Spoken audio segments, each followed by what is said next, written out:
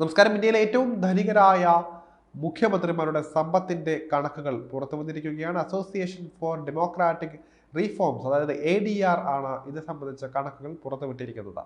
ആന്ധ്രാപ്രദേശ് മുഖ്യമന്ത്രി ചന്ദ്രബാബു നായിഡു ആണ് രാജ്യത്തെ ഏറ്റവും വലിയ സമ്പന്നനായ മുഖ്യമന്ത്രി എന്നാണ് ADR പങ്കുവച്ച കണക്കുകളിൽ പറയുന്നത്. ആസ്തിയുടെ കാര്യത്തിൽ നായിഡുവിന്റെ 7 അയലത്ത് പോലും മറ്റ് മുഖ്യമന്ത്രിമാർ എത്തുന്നില്ല.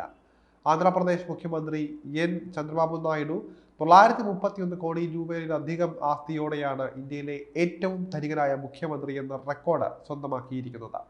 മറുവശത്ത് പശ്ചിമ ബംഗാൾ മുഖ്യമന്ത്രി മമതാ ബാനർജിയാണ് ഏറ്റവും സമ്പത്ത് കുറഞ്ഞ മുഖ്യമന്ത്രി എന്ന റെക്കോർഡ് സ്വന്തം പേരിലാക്കിയത്.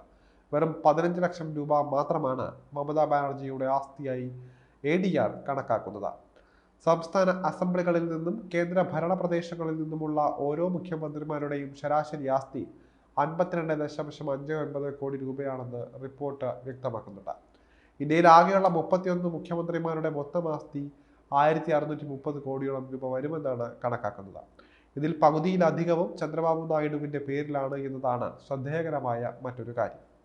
2023-24 കാലയളവിൽ ഇന്ത്യയുടെ പ്രതിശീർഷ അറ്റ ദേശീയ വരുമാനം അല്ലെങ്കിൽ NNI ഏകദേശം 1,85,854 രൂപയായിരുന്നപ്പോൾ ADR പങ്കുവച്ച കണക്കുകൾ അനുസരിച്ച് ഒരു മുഖ്യമന്ത്രിയുടെ ശരാശരി സ്വയം വരുമാനം 13,64,310 രൂപയാണെന്നാണ് കണക്കാക്കുന്നത്.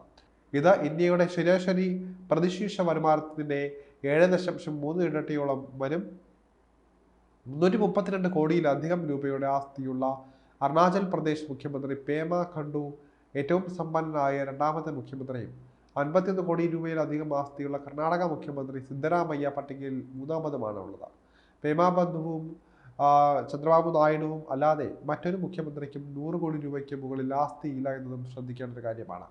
കൂടാതെ 500 കോടി രൂപയ്ക്ക് മുകളിൽ ആസ്തിയുള്ള ഇന്ത്യയിലെ ഏക മുഖ്യമന്ത്രിയും ചന്ദ്രബാബു നായിഡു മാത്രമാണ്.